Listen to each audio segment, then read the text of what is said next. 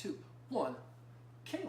Hey! Welcome to my house. It is really Welcome nice. to the podcast. I love all the decor in here. I walked in, I felt like very welcome in this home. Awesome. Thank you so and much. I have coffee, so I mean, hey. It's a good time on the Contributorverse podcast. Definitely. Yeah? You get free coffee, you guys. All you famous writers, come on over. Yeah. You know, you get coffee. Exactly. You know, you have a cool record player set up over here too. I'm yeah, just checking this out. Yeah. Well, it's kind of a crappy record player, to be honest, but I have good records. That's the important thing, really. Yeah, you know, I'm an aspiring audiophile, but I just don't have the funds to really support the kind of turntable and speakers I secretly want to own. Right. You know? I feel that. I kind of did the, can I have this as my Christmas present? Yeah. So I have like a speaker set up in my room. Yeah. A little higher quality. You're into, I'm assuming, maybe I shouldn't assume, but I'm assuming you're into the vinyl collecting thing. I am. You're one of us. I'm a classic millennial who's like, I like holding something in my hands. I like the Yes. crackle of vinyl. It's just something about it. I like holding a book, you know? I'm not one of those people who's like, I'm gonna read it on my phone. Yeah. I just did the first ever blog a blog post for this, I'm starting up a Contributorverse blog. Yeah. And one of the things I was writing about how was songwriters were really my first gateway drug, so to speak, into writing. And when so I was born in 1985, so I hit high school around 1999. Still in the height of the CD era, that was your main way. Do you have a Walkman? Oh yeah, with the skip protection, you know? Yeah. I mean, that's how you consume music. You went to Best Buy and you bought CDs. But one thing that I really value from that time was you got the lyrics booklet. Yeah.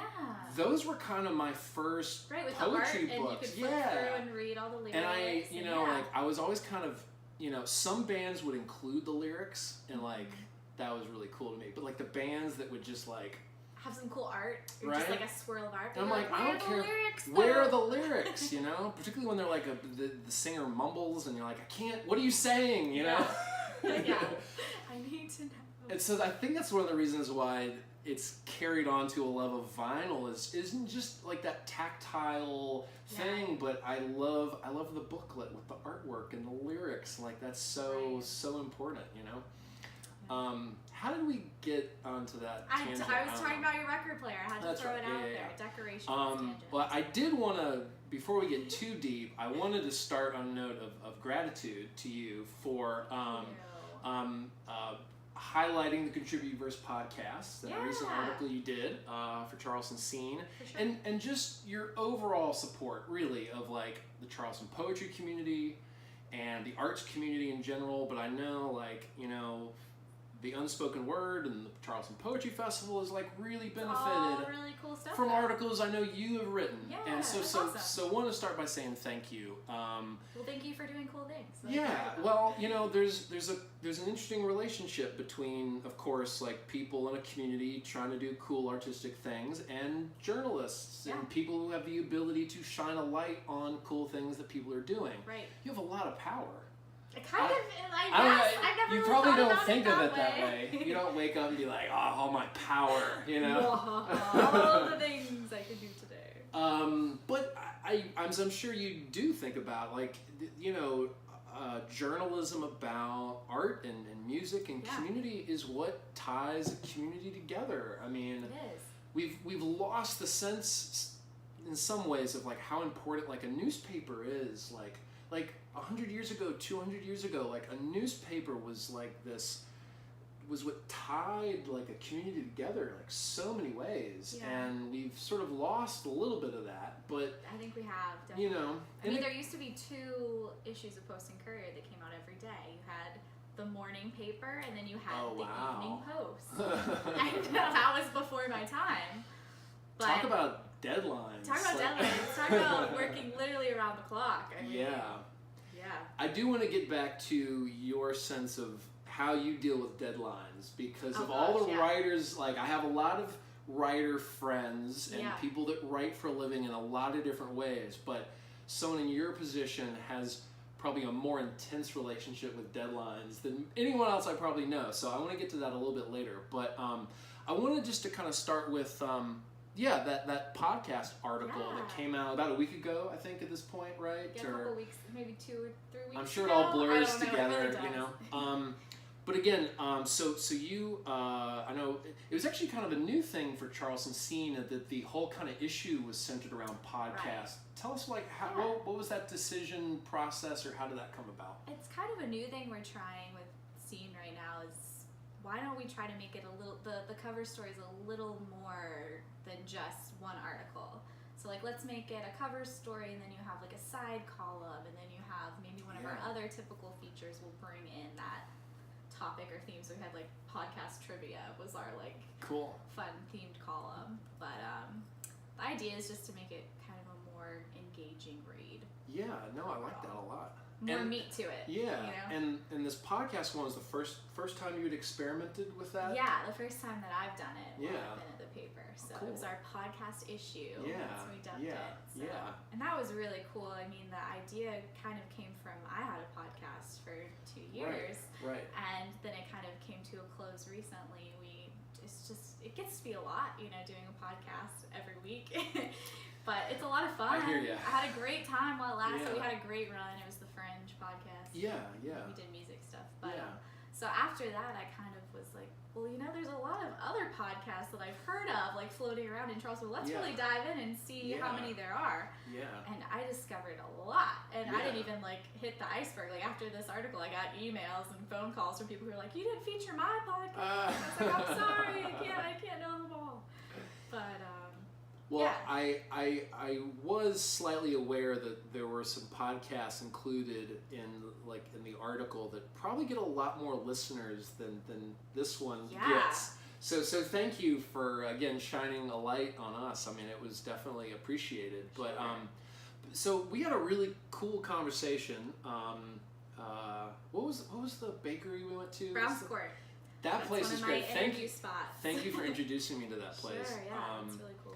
But we had a great conversation that day about just sort of the value of podcasts and the sort of the just what's behind the popularity of podcasts. And I don't want to totally rehash everything we said, but I was curious. Like we talked, I think as you were kind of early in the process of thinking about that article and everything. Yeah. I was kind of wondering, now that all of that got finished, that whole issue is out, did you get any new insights or like new takeaways about podcasts in general, or just what makes for a good podcast? I mean, everyone that I talk to, this goes across the board. Everyone has something to offer, you know, even like a little tidbit or a little like, you know, something to throw in there. But I think the focus overall from that, which is what we were talking about, is people like podcasts because it's a conversation that they're not having in real life anymore, you know.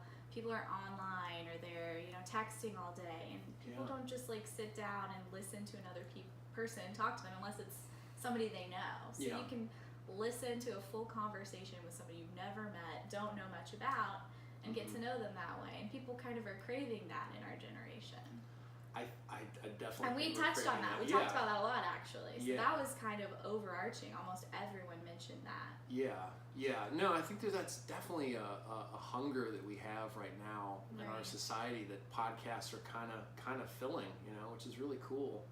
I just was I was just kind of curious, like, you know, I was reading the article about the different approaches to different podcasts, and there's so many different ways to do it, and I was just kind of curious if you took away any sort of like tips and guidelines. I mean, for starting your own podcast. I mean, I'm fishing for advice for me, podcast, you know, like but I genuinely am curious, like if you just noticed anything, or just things you look back on the Fringe, or just like what do you think makes for like a really good podcast? It's the conversation. It's literally what we're doing right now. Yeah. Sitting down in somebody's living room in a really casual atmosphere. Yeah.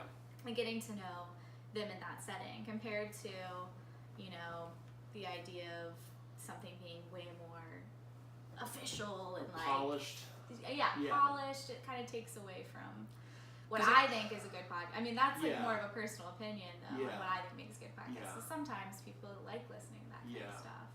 Yeah, I tend to be drawn to the more like really, really stripped down. Right. It's just two people talking, or it's three people talking. It's more relatable. It's more engaging, especially with like the Charleston podcast. They're all tying it back in some way to their experience living in Charleston, which people who live here can definitely relate to.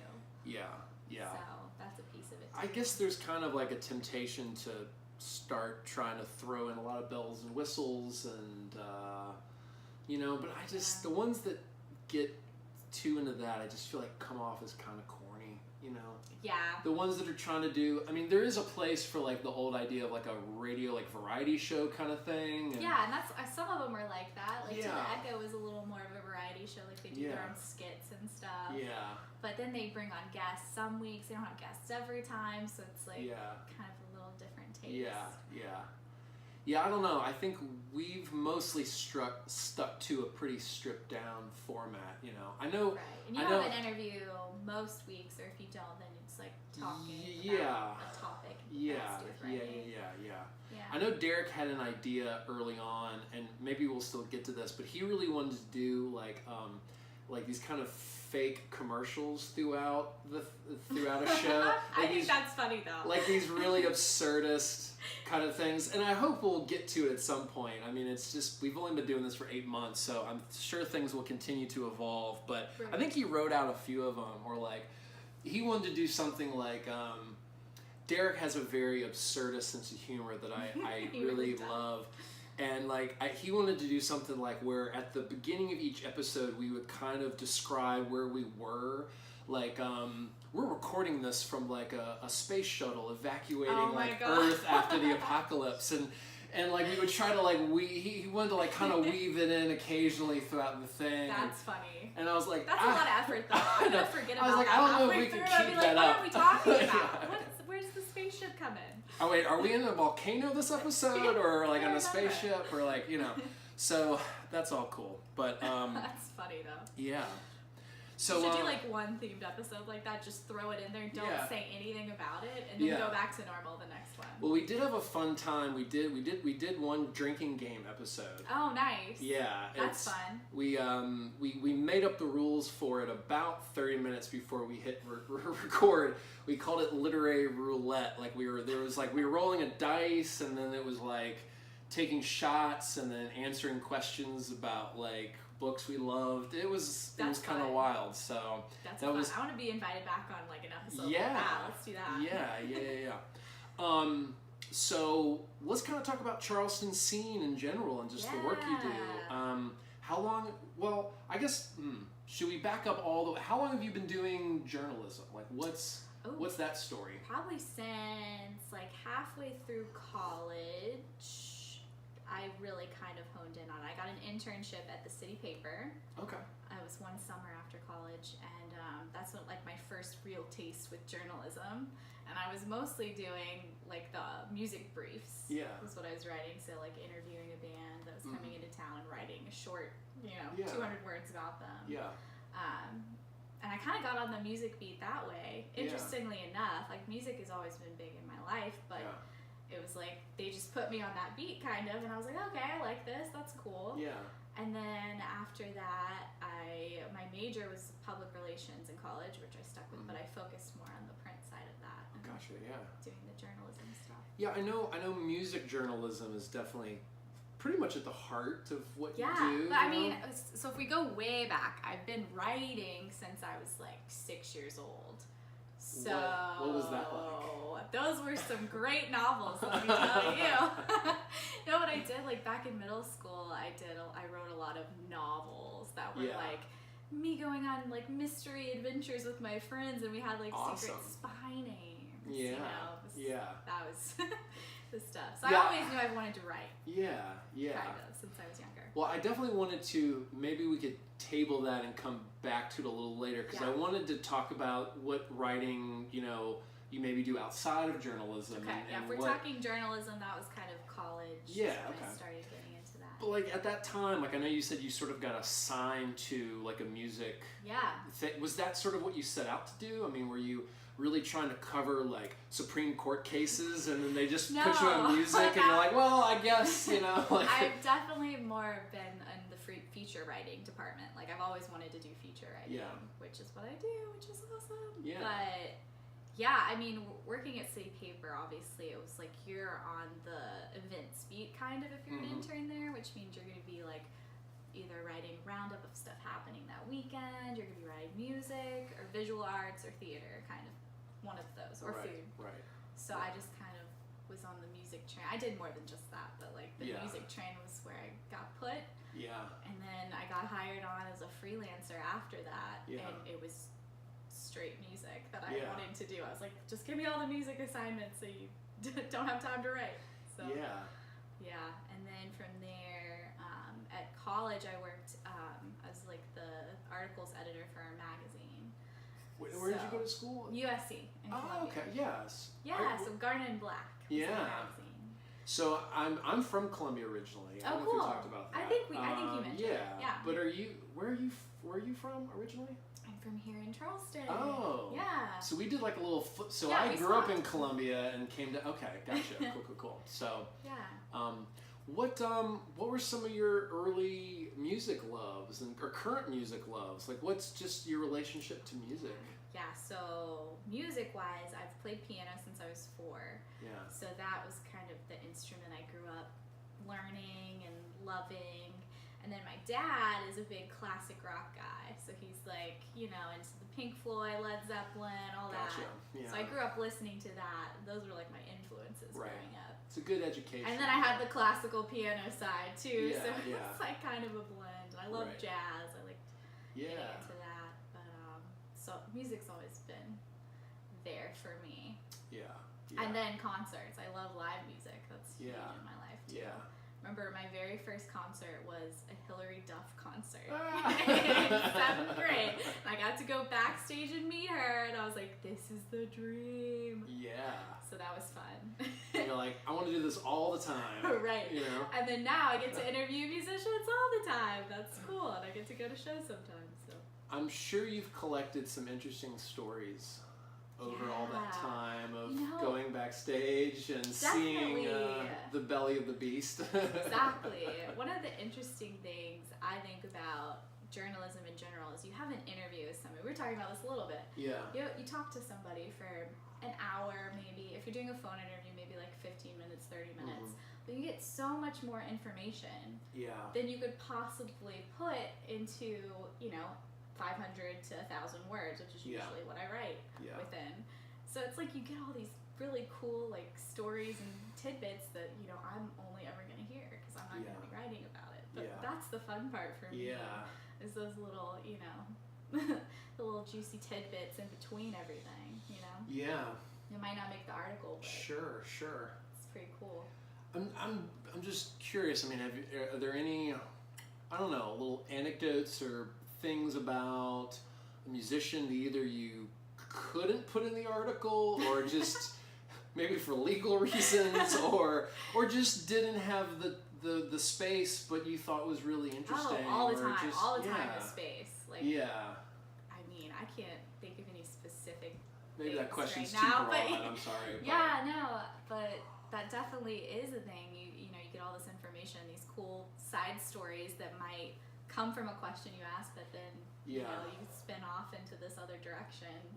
Get so much more, and you're like, there's not a place for this. Like it doesn't really fit in with like the structure of the article, but it's a cool. All right, well let me ask a simpler question. That was probably too big. Right. Do you have like a favorite interview subject you've had? Oh. That's hard. I'm like going back. Sorry, I've probably interviewed like hundreds of people at this point. It's cool. I think it's cool and it's fascinating or like a top 3 or. Let's see.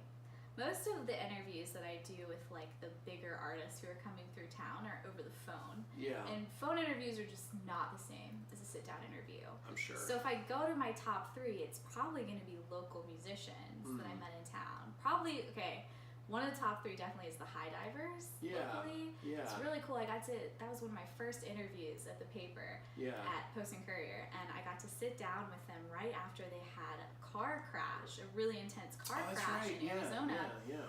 And they were still like on crutches. I mean, some of them had gotten out of the hospital recently. It was really bad. Really intense. And, you know, like they invite me into their living room. I come over and it's like me kind of sitting on this cushion like in the middle of the room, and I'm just surrounded by all of them, and everyone kind of got to talk a little bit about how intense that the wreck was.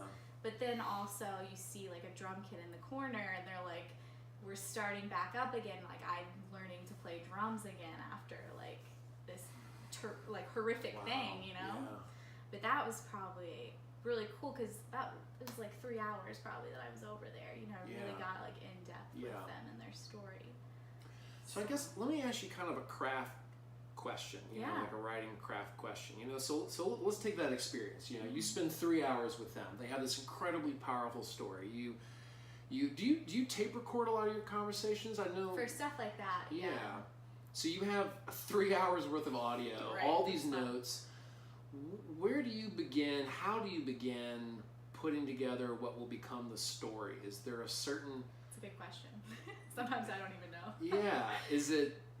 Yeah, what's your process? I'm sure it varies time to time, but are there any main themes that emerge of like just how you begin to do that? Well, so normally what I'll do is if I'm doing like a tape recorded interview, I'll still have my notebook there and I'll be writing down kind of some of the important moments, and if you know there's something extra important, I'll put a star by it or like make a big note like this needs to be in the article for sure. So I kind of go through starting with my notes, you know, written notes, and I'm like, all right, these are the main things I want to hit on. And then sometimes if I've written down quotes well enough, then I'll even have what I need right there in the notebook. I don't even have to go back and listen as much to the audio, or like I will, but I'll know exactly where to go. You know, for just that part of the conversation. Gotcha. So I guess it starts from there, but the way that I do that, I guess, is like what stands out to me in the moment, really. So it's like it kind of happens right there in the interview. You know, I already know the major things that I'm gonna be writing about, and then it kind of forms on from there. Gotcha. So you catch kind of a spirit of some kind of core to this person's story, and then you kind of fill in the details from there. Right. You know? Yeah, definitely. Yeah. So I wanted to talk about deadlines and just sort of like, you know, how from the time you get like an assignment or you pitch an idea for a story and you get the green light, how much time do you normally have until you go to print? Like, do you usually have 1 week or 2 weeks or? Usually around that. So it's different with Charleston Scene than it is with the rest of the paper. I mean, sometimes, you know, if you're on the breaking news team, you're getting something in, you got to get that up right away in 5 minutes, you know, like make a call, get it up right then, and then you can flesh it out later. Right. So for my job, I have the luxury of, you know, like we'll talk about, usually we'll have like a planning meeting kind of towards the beginning of a month, like usually a month out we know what we're going to do loosely, you know, unless something comes up. And so we'll kind of have our ideas from then, and then I can think, you know, try to plan in my mind what I'm going to fit in my interviews and what I'm going to fit in the writing part and all the other stuff I do in between the main stories, you know.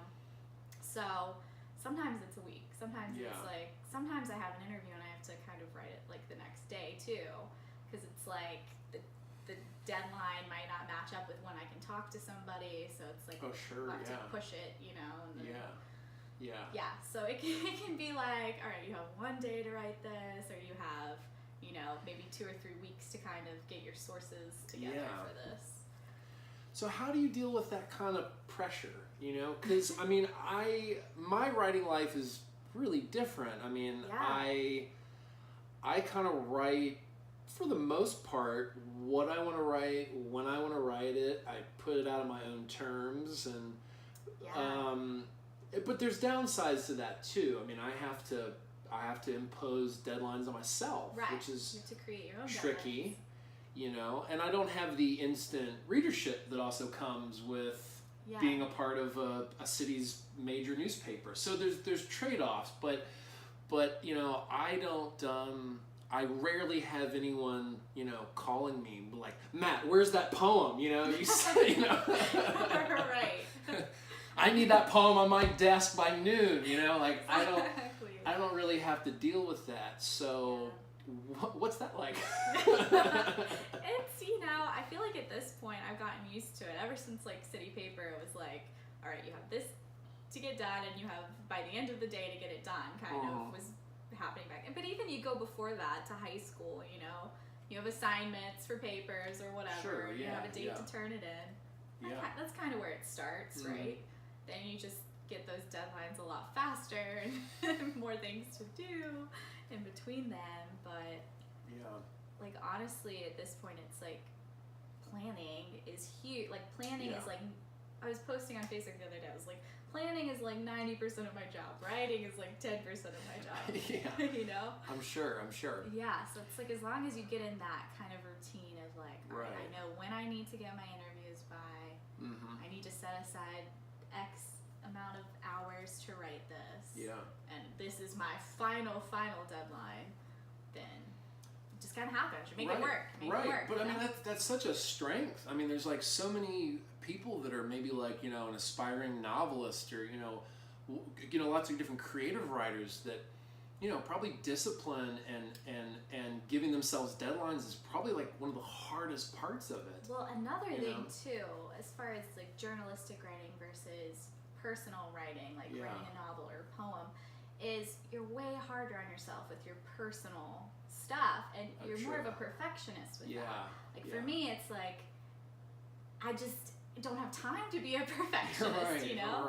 Sometimes you have to let something go. You're like, no, I didn't get that other source, or, you know, I didn't get this really good quote I wanted that I was waiting on, but you just got to go with it sometimes. Right. It's not going to be necessarily 100%. Yeah, but I think a lot of creative writers could probably learn from that, because like I remember Lauren and I had a really great conversation. We did some episodes early on in the podcast about self-publishing, and Lauren and I worked together on her poetry collection, and she was talking about like this idea of like, you know, on any artistic project you're working on, like if you can just get it to like 90% where you want it to be, it's you might have just to learn to let the other 10% go. You know what I mean? Because like, you know, I know she had an experience, and I've encountered this, you know, like you finish this book and you get it together, and you get it printed, and they show up at your house, and you open it up, and maybe you notice like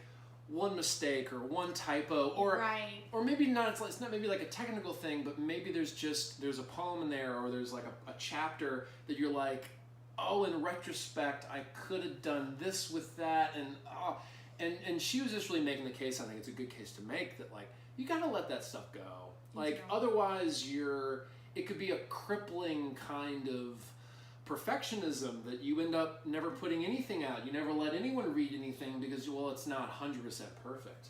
So I think there's, I don't know, a theme of why I was interested in talking to you is because I'm sure there's a lot of things that come out of journalistic writing that I think would probably be really beneficial. Like there's a skill set from that I think a lot of creative writers would probably benefit a lot from.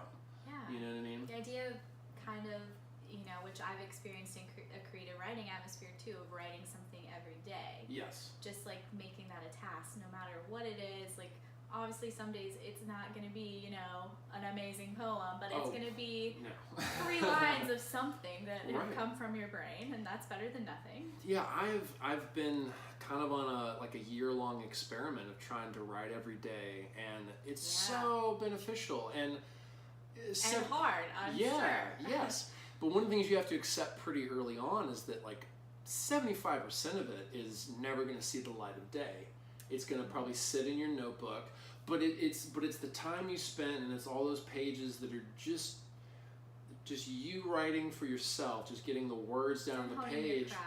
Right, like but you never know, like it's a kind of alchemy, like a kind of like inner transformation, like you're developing this voice, and then when you get that idea that's like ready for prime time, like you're ready for it, you know, because you've been honing this voice and this skill for so long. And I don't know, there's very few things that I think are more valuable to a writer of any kind than writing every day. And that's what I do for my job. Yes, you know, it's like I have to. But you have to, you know, and I think that's interesting, you know, like for me, it's been a totally self-imposed thing.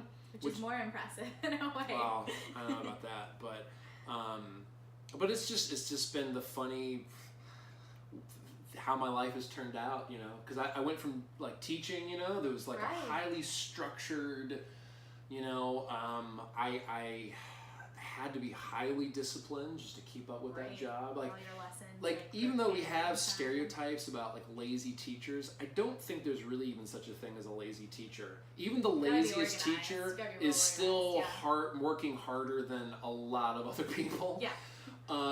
So like teaching taught me a lot about having a work ethic, like a lot. And then, you know, I made this big transition to like, you know, I went from having to be at school at 8 in the morning and all this stuff to now I work from home and wake up whenever I you don't want have a to, boss, right? and like that sounds great, you know, like, oh yeah, I can sleep in whenever I want, and like I could just take a whole day off when I feel like it. I could just, I don't feel like working today, I'm just gonna go to the beach, but then I'm gonna starve. Exactly. So the trade-offs, you know? right? Yeah. There are trade-offs. Well, I think writers in one form or another have to find some discipline, whether it comes from the outside or the inside, however it comes, like, you gotta find it somehow. It's been you know? nice for me because it's been imposed on me. Yeah. You know, it's like I have to because it's my job. You know? Right. So yeah, do you do writing for yourself as well? And I try to. Mystery novels featuring 7-year-old protagonists, yeah? No, that was kind of back when I was in middle and high school. I really did. I was cranking out, like, you know, I'd get a little notebook, like 300-page, you know, one of those little journals, and I'd write, you know, a book about, you know, me and my friends or whatever. There's some mystery, or, you know, there's a story I wrote about a burro named Brownie. Like, I don't know. It was just like 300 pages of a little book about his adventures. And I was writing all the time, and it was just like something I did. And then now it's like I'm writing all day, every day, so it's hard to, outside of that, find the time to do my own personal creative writing. Yeah. You know, I'm not writing any burro novels anytime soon.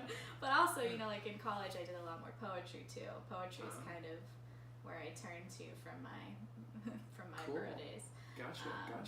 Yeah, and so I try to, but honestly, it's like one of those. I'll write a poem that I'm willing to share with somebody maybe like once every, you know, half a year. You know, something like that. Yeah. So it's gotten harder to do that. Well, you know, there is a really great poetry night in Charleston. I'm not sure if you're familiar with it. The Unspoken Word, where you can come up and read. I used to go to those events back in college, and I read some of my poems, not at those ones, but at some other like open mic spoken word stuff. things. Yeah. I just haven't done that in a long time. I'm like, maybe I'll just post this on my old Tumblr and we'll call it a day. Yeah, gotcha. Nothing wrong with that. Yeah. Do you have, whether this is like a 20 years from now goal or what, I mean, do you have some ambitions for that other kind of writing? Yes. My goal is I want to publish a book of poetry at some point. I don't really have a deadline on it. It's just like before I die. That's a good deadline. Maybe write a like novel in there too. I don't know. But like poetry book first, probably, and then maybe like when I'm not writing full time for my job, maybe try to do right. a novel or something. But. What do you have poets that inspire you, or where do you get some inspiration for the creative writing you do? Yeah, I mean, a lot of it comes from the conversations that I'm having with people every day. Yeah. A lot of that really inspires, like just my relationships with other people in general inspires my poetry. which is cool because it's like I do that all day, but then it's like, do I actually take the time to turn that into something? Right. But I'd say that's a big thing. And then as far as like earlier influences, like in college, I kind of got into Rilke. Yeah. Oh yeah. yeah. And he was kind of a big influence on my. He changed my writing style, I would say. Yeah. Switching it up a little bit. But That's some deep. Yeah. He's an ocean. I'm a deep emotional poet too, so I can relate. Yeah. Very like existential questioning. Why are we here? Let me talk about it in relation to the universe. But yeah. Real low key stuff. Real low key, on the DL, but. I did want to ask you too about songwriters maybe that you love, that's another piece of because I know that was a big part of my early poetry life. I mean, when I was a high school kid, I mean I had some really good English teachers, but the poetry that like ninth grade English poetry just wasn't really doing it for me. Like it, And then years later, I'm teaching ninth grade English, trying to do poetry, and all the kids are like, "Oh God, poetry," But me and those students I taught, like, all of us love music, and it's such a weird thing that like song lyrics, like every person alive probably has one song. You put it on, and suddenly they start thinking about like that ex-girlfriend, or we have deep emotional ties to song lyrics in a way that like in our culture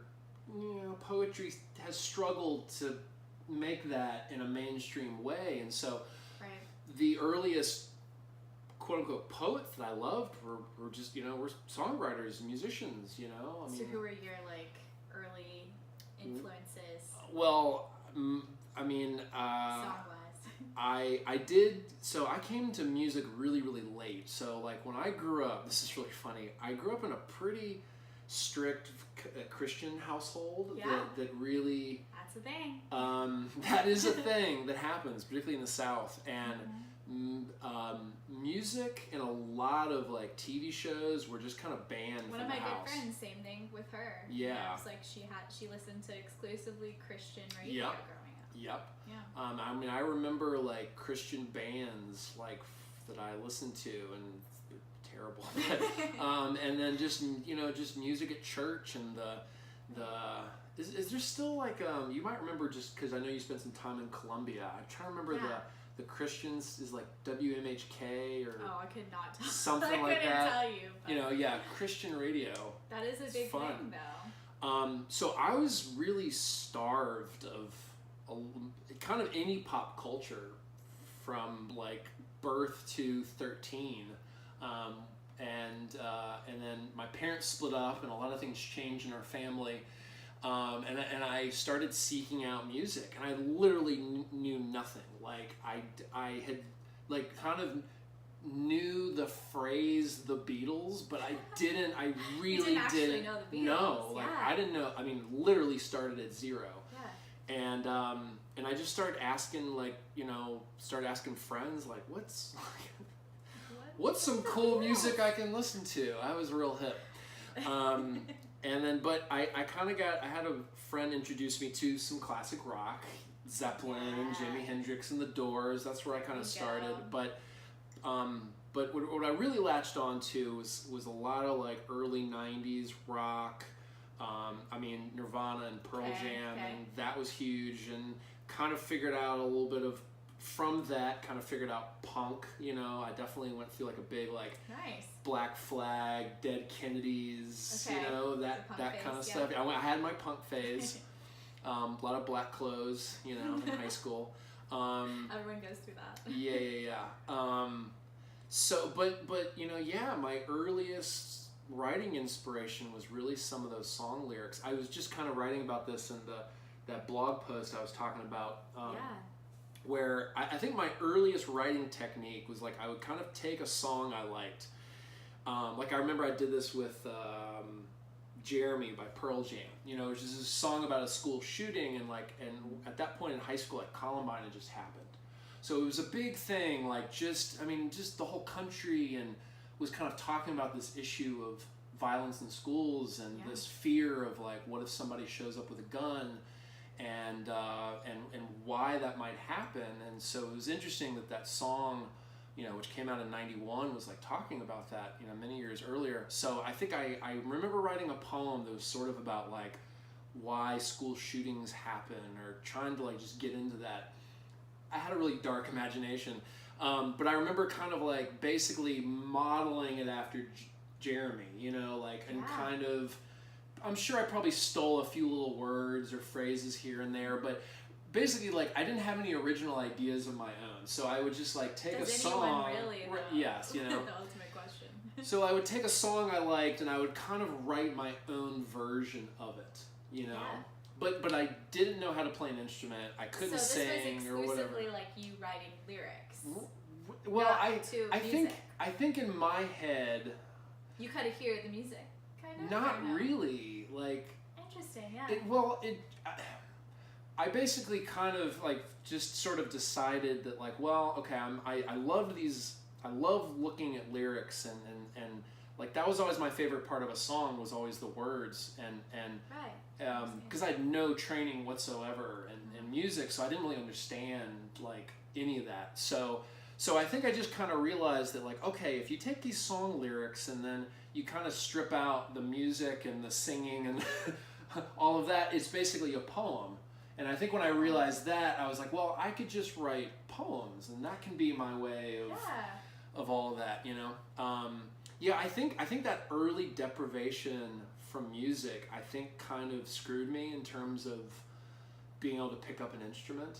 I mean, I don't know the exact science of this, but it seems likely to me that, you know, just like, you know, like little kids can pick up a foreign language like way easier than like if you're like 30 trying to learn a foreign language. And I think works the same way. Yeah, I think it's the same way. And so like, just imagine having so little experience to music from like 0 to 15. Right. And then it's like music's cool, I'm gonna play guitar. Stunted your musical growth. Right, exactly. So so I had to let my rock and roll dreams fall to the wayside.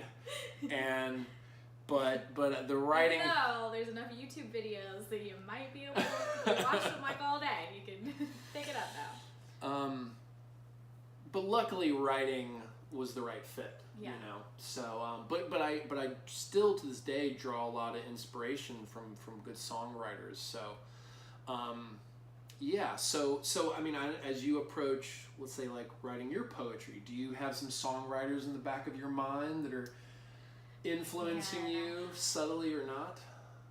Not necessarily specifically. I have, you know, obviously my albums that speak to me. So like if we're going there, we're gonna go with like Bon Iver is, you know, just deep and beautiful. And I saw him when he came here, it was great.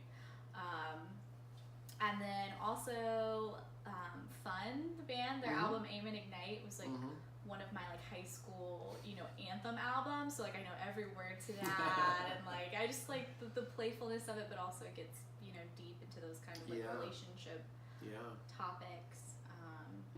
And then going back, you know, obviously to the Beatles and the Rolling Stones, and they had a lot to say in a short amount of time that they were, you know, a thing. So those are kind of all influences. And then like I played piano growing up, and so I write my own songs too. And so like that's something, how you were saying, you know, like do you write like novels or poetry now? But when I'm off work, like I'll write a song sooner than I'll write like a poem. Oh, okay, yeah. I don't know, it's just like I'll sit down on my piano, it's like a stress relief almost just to play, and then that might turn into a song, and then maybe there'll be lyrics to it that just kind of come to me somehow. But have you done much with those songs you've written? No. No, I have not. I have a lot. I'm hoping another one of my goals is to do like an album eventually with those. But as far as right now, I've shared them with very few people. They're kind of, you know, in my closet, DIY. Well, I think if you needed to pull a band together, it sounds like you know a few musicians. I definitely know a lot of musicians in Charleston, so there's no shortage of those. Yeah, I don't think you'd have any trouble, you know, recruiting some people to help you out. So. Definitely not. Okay, so the next year you're gonna have an album, a poetry book. Is that's what? Let's start setting. You know, I'm a writing coach. I help people set goals. All right, let's on their writing. So let's do a coaching session right now. Okay, you know, here we go. No, I'm just kidding. No pressure. But yeah, but that's cool. I mean, I get that thing though about you know, just thinking about like you, like okay, you've spent and well, I did actually want to ask, do you do most of your writing kind of at the Post and Courier office? You're kind of like almost exclusively, because that's kind of like I have to be in that mindset. Yeah, you know, that's interesting. And you know, like I'm supposed to be in the office most of my day when I'm not, you know, out doing interviews. They don't let you just hang out at home in your pajamas and write articles. Yeah. It's not how it works. But I could imagine that, like, yeah, you're in that world and you're thinking in language all day long and you're thinking words. I do get how it'd be easier to transition to the piano. It's tactile. It's a different form of creativity instead of like just going from finishing an article to like 5 minutes later trying to write a poem, because those are two like radically different types of writing, but it's almost the same part of your brain in a way. Yeah. Whereas like it's like that part of my brain is like time to shut off for the day. Right. You know? Yeah. So that's like for me, like if I know I'm gonna try to dedicate a whole day to writing, I gotta break it up in some kind of way. So like I'll usually like wake up and write, you know, for a good stretch, you know, maybe like 2 hours. Yeah. And then my brain's fried. I mean, I got nothing left, and it's like 10 a.m. That's how I feel at work. You know? I'm like, all right, it's only like noon. I really need to write this article, but I don't think I can do that for like another 2 hours. But the thing that's really been so beneficial to me is I'll go out for a bike ride or a run, and I think it's doing something so physical. Yeah. You know what I mean? And one of the things I'm always endlessly fascinated by this, you know, where like I'll do just a really rough draft of something, and I'll kind of hit a wall, and I don't know where to take it next. I don't know how to end it, or there seems to be something missing. And I could just sit there at the desk and just bang my head against the desk for the next hour waiting for it to come to me, and it usually won't. But then I'll go out for a bike ride, leave the writing at home, and just listen to some music and just get out of that headspace, do something physical. And then halfway through that bike ride, I'll be like, oh, I know how to end the poem. That's what I do at work too. You know? It's like I'll get out and go for a walk. Like sometimes I just have to. It's like I'll walk down King Street, something will hit me, like, you know, 20 minutes into my break or whatever. And also, like, I listen to music at work typically. So it's like sometimes I won't be listening to music, and then I'll be like, why is like my creativity like not working today? And I'll put in like my earbuds, and then it comes. So like music and writing really are like there with me at all times. You know, they kind of help each other. But but that is interesting when you say about like getting up and just kind of like leaving that headspace that you're in. Doing something completely different, like distracting your head almost with, you know. Yeah, I think there's something about it where it's like, I think our conscious minds can only kind of do so much. Like we have a certain problem solving ability, but then there's some things that just like, something that feels like there's just not a solution at the moment in your conscious brain. It's almost like letting your unconscious wrestle with it for a while. I mean, it's why there's like that old expression of like, before making a decision, like sleep on it.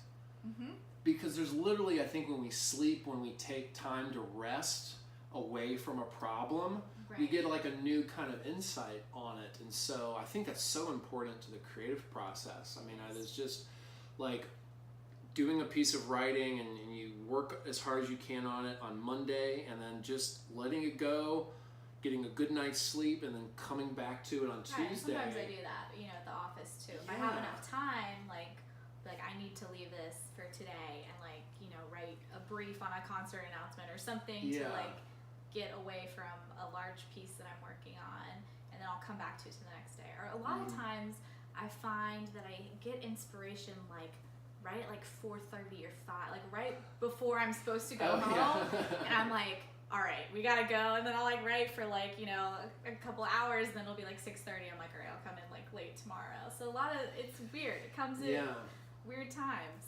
You can't really help it. And sometimes I don't have any inspiration at all, and I have to write something anyways, and it's just like you have to do it. And you just kind of have to put your head in that space. I've heard a lot of writers talk about the value of like leaving something unfinished at the end of the day, almost to the, like, even some writers that will like intentionally leave a sentence unfinished. So like literally so that when they get there the next day, it's kind of like they really have something to like dive into. Right. And then also maybe you kind of edit your own work and go through and see other things you need to change when you add that sentence in there. I think I remember reading that with this guy, Hubert Selby Jr. He wrote Requiem for a Dream. You know that? Yeah. A really dark novel. He was a really dark dude, but I think that was his strategy, that like the end of the writing day, he would intentionally end it in the middle of a sentence. That's cool. I've never done it quite to that extent. Just so like the next morning, like there's literally like there's a place to just immediately dive into, you know, because it's like you don't almost even have to have like a fresh idea in the morning. You just really just pick up this thread. Yeah, that's so cool. Try that. You know? I like that. I've never left mid-sentence. I can honestly say. Yeah, I'm just fascinated by those little like quirky things that writers do. I'm gonna try it out. Well, I know we're kind of getting close to about the hour mark, so maybe we can kind of start heading towards an end here. Sure. Is there anything like kind of coming up with, whether it be Charleston Scene or just any other kind of projects you're working on that you're excited about, or what, just the future, rest of this year, anything cool worth talking about? There's always fun stuff happening. Right now we're doing a Bill Murray issue for Charleston Scene. So I get to do a lot of Bill Murray research, which I'm excited about. Like, do you get to interview Bill Murray? I wish. He's like one of those untouchables. You like can't. It's just like there's no press contact for Bill Murray. You know, it's like you have to know him to talk to him. But you might just have to go like looking for him. You know? I want to find some like major Bill Murray fans here in Charleston. Like that's what I'm looking for, is people who are like, my entire house is decorated with Bill Murray's face, or like I have 10 T-shirts with him on it. Have you ever bumped into him in town? One time. Most people, I think, have like I bumped into Bill Bill Murray story. I know, that'd be kind of. I'm thinking of doing like a sidebar of like I ran into Bill Murray. So what's your Bill Murray story? Because I have one too. Mine is I was working for a summer at this marketing company, and we were doing an event at a new restaurant downtown, and so I was like the host of the event. So I was like standing at the front and like talking to everyone as they came in, and Bill Murray comes in, and I was wearing a knee brace because I had messed up my knee over the summer, and he goes, "I hope your knee's okay." Like that's all he says to me, and then he like reaches over me and grabs like a Bud Light and like walks away. I was like, all right, there we go. That was my Bill Murray experience. That's Bill Murray, yeah. What's yours? Well, I remember I saw him. I know, he is frequently at a lot of River Dogs games, but I remember seeing him at one, and it was weird. Actually, that night, I think him, Danny McBride, and Anthony Bourdain were actually all hanging out that night. That's cool, yeah. But I remember like getting up to the ticket area. I think like will call. Yeah. And he was like in front of me in line, and I was like, Bill Murray, why the fuck are you waiting in line for tickets? Like, don't you own this like what? Wait a second. Yeah. So what was that about? Did you find out? I don't know. I was too like nervous to. I just was standing there like. That's the question. Do you say anything? Do you not? Like. Yeah. Like I wrote a whole like celebrity piece recently that was like, what are the right ways to approach a celebrity and not? Yeah. I mean, it's tricky. I mean, you want to respect people's privacy and all that kind of stuff or whatever, but. So it's not like I had any great interaction with him or anything interesting to really report. But I saw him, but it was just this weird thing that I was like, don't you own like half of this ballpark or half this team? I don't know the exact legal, arrangement thing, but I'm like, if one guy could just stroll through and be like, excuse me, let me in. Right. It's Bill Murray. Like, come on. Why are you in line for tickets? So that's funny. That's funny. Well, so cool. So there's a whole issue to look forward to. Bill Murray issue coming out not this week, but next week actually. Oh. So cool. Pretty soon. Gotta get working on that. But that'll be fun. And then we have some other good stuff coming up. The one for this week, actually, I'm excited about. It's on sticker artists in Charleston.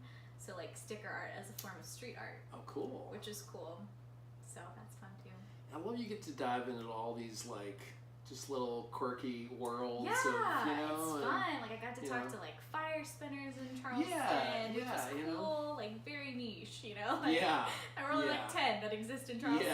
It's cool. Well, There's a lot of cool people here. Yeah, I mean, I will say, having largely been a part of, the poetry community, which is, again, growing in a lot of ways. Yeah. But it's still, like, for a lot of us, it still feels kind of small. And, like, when we compare ourselves to the music scene, it's like, sometimes you can be in an artistic community that feels kind of small. And just, again, like, having an article written about your little community, like, does so much good. And so really you're doing good work. Thank you. I love hearing that. Yeah. So got some good stuff to look out for. It's really all about like telling somebody's story and getting it out there. And so many people appreciate seeing their own story through somebody else's eyes. Right. What I'm trying to do. Yeah. And then you mail a copy to your mom. Right. And be like, exactly. Mom, in the paper. Get it framed on your wall. You're making moms proud on a daily basis. That should be my tagline. Making moms proud. Across Charleston. Listen, Mom, I know you didn't want me to be a fire spinner, but look, I'm famous now, so you're making dreams come true. I love that.